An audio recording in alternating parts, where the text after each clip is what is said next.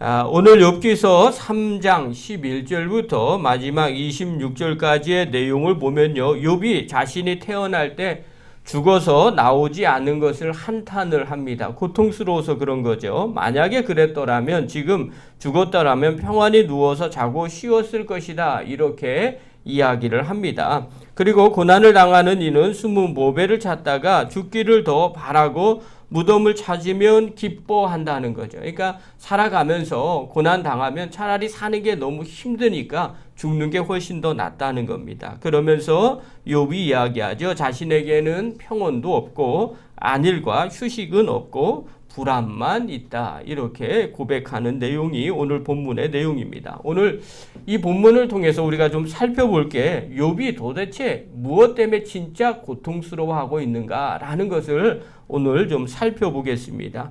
여러분, 욥이 당한 고통은 사실 의식주의 고통이 아닙니다. 지금 먹지 못해서 고통스럽고 입지 못해서 고통스럽고 또 집이 없어서 잠잘 곳이 없어서 고통스러운 것이 아니었어요. 그가 하나님 앞에 물어보면서 고통스러운 게 뭐였냐면 도대체 이 고통이, 이 어려움이 어디에서부터 왔는지, 하나님의 뜻이 무엇인지를 몰라서 고통스러워하고 있는 거예요. 그래서 욥이 자신의 고통을 하나님 앞에 뭐라고 얘기하느냐? 질문을 하는 거예요. 어찌하여? 지금 계속 반복되는 단어가 이거예요. 어찌하여 이런 일이 생겼습니까? 어찌하여 이런 일이 내게 임했습니까? 어찌하여 이런 것들이 지금 되어지고 있습니까? 나는 도대체 모르겠습니다. 어찌하여? 라고 계속 물어보는 겁니다. 여러분, 이게 성도에게 말하고 있는 회의라는 단어입니다. 회의라는 거, 우리가 회의주의자 이렇게 표현하죠. 회의라는 단어는요, 자꾸 그것에 대해서 궁금하고 물어보는 거예요. 내 인생이 도대체 뭔지 다시 자기 자신을 뒤돌아보는 거죠. 여러분, 신앙생활 할 때 이 어찌하여라는 이 질문은요, 사실은 정말 우리에게 믿음을 자라게 하는 아주 유익한 도구입니다.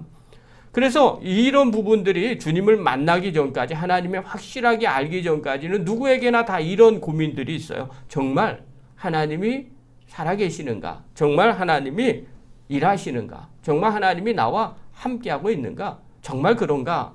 이런 고민들이 있죠. 이걸 회의라고 얘기합니다. 그런데 이런 질문에 답이 얻어지는 그 순간 우리의 믿음은 자라나기 시작합니다. 저도 주님을 만나기 전까지는 늘 이 고민들이 있었어요. 도대체 하나님이 계시나? 하나님이 정말 역사하시는가? 이런 고민들이 있었거든요. 주로 어렵고 힘들 때 이런 고민들이 나오죠. 그런데 하나님이 살아계심을 분명하게 아는 그 순간에 그 고민들은요, 오히려 내 믿음을 자라나게 하는 도구가 되었어요. 여러분, 욥이 보십시오. 자신이 당한 고통을 이렇게 탄식을 해요. 24절 한번 보십시다. 24절 우리 한번 읽겠습니다. 시작. 나는 음식 앞에서도 탄식이 나며 내가 앓는 소리는 물이 쏟아지는 소리 같구나. 자, 이 뜻은 무엇이냐면요, 음식 앞에서도 탄식한다는 거예요. 그러니까 밥을 앞에 놓고서도 나오는 게 탄식이라는 겁니다. 그러니까 지금 먹는 게 없어서 지금 얘기하는 게 아니에요. 밥을 앞에다 두고도 내가 왜 이런 일을 당했지? 도대체 이게 뭐지? 이 고민인 거죠. 그리고 신음소리가 물이 쏟아지는 소리 같구나, 이렇게 얘기해요. 신음소리가 그칠 날이 없는 거죠. 근심 걱정 있는 사람은요, 밥 앞에서도 한숨을 푹푹 쉽니다. 잘 모르니까 그런 거죠. 답답해서 그런 거죠. 지금 욥이 이런 상황이라는 거예요. 25절 한번 보십시오. 25절 읽겠습니다. 시작. 내가 두려워하는 그것이 내게 임하고 내가 무수워하는 그것이 내 몸에 미쳤구나. 자, 마침내 그렇게 내가 두려워했던, 속마음으로 두려워했던 것이 있는 거예요. 하나님의 은혜를 받고도 또 잘 되는 것들이 있다 할지라도 내 마음 가운데 혹여나 잘못되면 어떻게 될까, 문제가 생기면 어떨까 하는 그런 게 있는데 마침내 그렇게 두려워하던 일이 닥쳤다는 거예요. 또 그렇게도 무서워했던 일들이 오고야만 말았다는 거예요. 자, 그렇게 그런 어렴풋이 생각하고 있었어요. 우리도 그럴 때 있잖아요. 갑자기 혹시 이러다가 안 되면 어떡하지? 이러다가 만약에 어려움에 빠지면 어떡하지? 이러다가 내가 혹시 뭐 큰 잘못된 일에 겪으면 어떡하지? 이런 염려가 있는데 그것이 기어이 오고야 말았다는 거예요. 근데 그 다음 얘기하는 거예요. 26절 보십시오. 26절 읽겠습니다. 시작. 나에게는 평온도 없고 안일도 없고 휴식도 없고 다만 불안만이 있겠구나. 여러분 불안만이 있다는 거예요. 그러니까 결국 뭐라고 얘기하느냐? 욥이 결국 평화도 없고 안정도 없고 안식마저 사라져 버렸다. 그런데 내 안에 뭐만 지금 남아 있느냐? 두려움만이 끝없이 밀려온다는 거예요. 여러분 욥이 지금 고통당했을 때, 자기의 몸에 종기가 났을 때, 이 질병이 어떻다? 내가 먹는 게 어떻다? 우리 자녀가 죽었다는 게 문제가 있다? 또 내 재산이 전부 다 날아갔다? 하루아침에 다 없어져 버렸으니까요. 그럼 그런 것 때문에 지금 고통하고 고민하고 있느냐? 그렇지 않아요. 자기 안에 끝없이 두려움이 생긴다는 거죠. 밥을 먹어도 두려움이 생긴다는 거예요. 편안함이 없다는 거예요. 그러면 이 다음 생각이죠. 왜 욥이 이렇게 마음에 두려움이 끝없이 밀려오는 상태가 되었냐는 거예요. 정말 가난해서? 정말 힘들어서요? 아니요. 먹고는 살아요. 집도 있어요. 아무 문제가 없어요. 물론 부자였다가 그게 없어진 것뿐이죠. 근데 욥은요, 그것 때문에 고민하는 게 아니에요. 정말 힘든 건 뭐냐면 내가 지금 어떤 길을 가야 할지 모르기 때문에 그래요. 고통스러운데 어떻게 사는 게 사는 건지를 모르기 때문에 그래요. 그래서 23절에 이렇게 말해요. 23절이에요. 앞에 절이에요. 이게 핵심이에요. 앞에 절 읽겠습니다. 시작. 하나님에게 둘러싸여 길이 아득한 사람에게 어찌하여 빛을 주셨는고. 이 고민들을 쭉 하면서 내 안에 불안함이 넘칩니다. 그것밖에 없습니다. 라고 얘기하면서 앞에 얘기한 게요.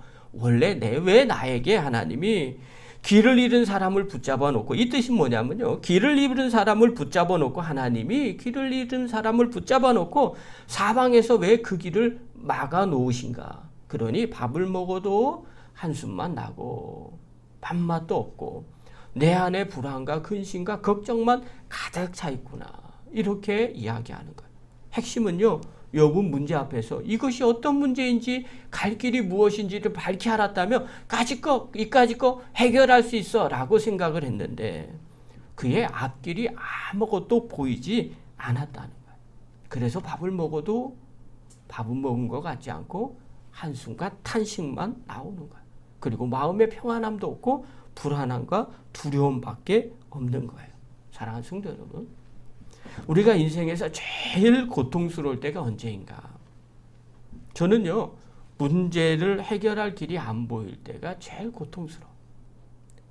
어떻게 가야 될지를 잘 모를 때가 사실은 제일 고통스러워요. 목회를 하면서나 인생을 살아가면서 예측 가능한 건 별로 두렵지 않았어요. 뭐 그럴 수 있어. 앞으로 저렇게 되겠다. 그건 특별하게 걱정하지 않아도 됩니다. 해결하면 돼요. 또 그 문제를 풀면 돼요. 그런데 제일 걱정인 게 길이 안 보일 때. 내일을 생각하면 깜깜한 거예요. 어떻게 가야 될지도 모르는 거예요. 어떤 문제가 생기면 그 문제를 어떻게 풀어야 될지를 잘 모르겠는 거예요. 그러면요, 내 안에 두려움이 생겨요. 길을 가다가도 그 길이 맞나 싶은 생각이 들 때가 있어요.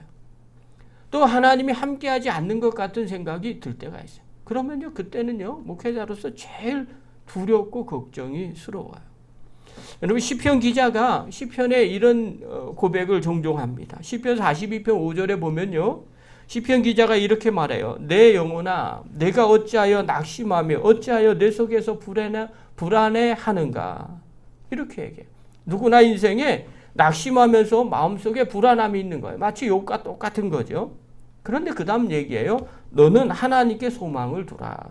그가 나타나 도우심으로 말미암아 내가 여전히 찬송하리로다. 그런 두려움이 생기느냐? 그럼 하나님께 소망을 두라는 거예요. 그럼 하나님이 나타나셔서 도와주실 것이라는 거예요. 그럼 너는 그때 찬송할 것이라는 거예요. 여러분, 자신이 불안할 때 시편 기자는 뭐라 그러냐? 하나님께 소망을 둬라. 이게 답이죠. 자, 그런데 좀 다르게 생각 한번 해볼까요? 하나님께 소망을 두는데 하나님이 말씀해 주지 않아요. 그러면 여러분 어떨까요? 그래도 믿음 있는 사람은 평안해야 됩니다. 이렇게 말할 수 있어요. 예, 그렇게 할 수도 있겠죠. 그런데요, 하나님이 말씀해 주시지 않으면 사실 우리 마음은 불안해요. 두려워요. 이게 인간의 모습이에요.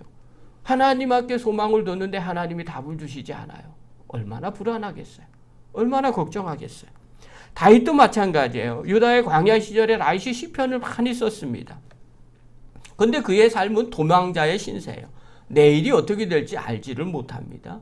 죽을 수도 있는 거죠. 그럼에도 불구하고 그 고통을 이겨낸 이유가 다윗도 시를 쓰면서 고백해요. 시편 63편은요. 대표적으로 다윗이 유다 광야에 있었을 때 쓴 시입니다. 거기에 보면 이렇게 얘기해요. 1절에 보면 하나님이여 주는 나의 하나님이시라. 내가 간절히 주를 찾되 물이 없어 마르고 황폐한 땅에서 내 영혼이 주를 갈망하며 내 육체가 주를 앙모하나이다. 광야의 이 황폐한 땅에서 물이 없고 마르고 황폐한 땅에서 내가 하나님을 간절히 찾는다는 거예요. 그런데 그 다음 2절에 이렇게 말해요. 내가 주의 권능과 영광을 보기 위하여 이와 같이 성소에서 주를 바라보았나이다. 그가 하나님의 그 영광을 보기 위해서 날마다 성소에서 주를 바라봐야 돼. 하나님이 거하시는 곳에서 하나님을 바라봤다는 거예요. 이 말은요, 다윗이 어려움을 당할 때 자신이 해야 할 일이 뭐냐? 하나님 앞에 가서 하나님의 도움을 구했다는 거예요. 그래서 하나님이 임재해 계신 그곳으로 내가 날마다 내 영혼이 갔다는 거죠.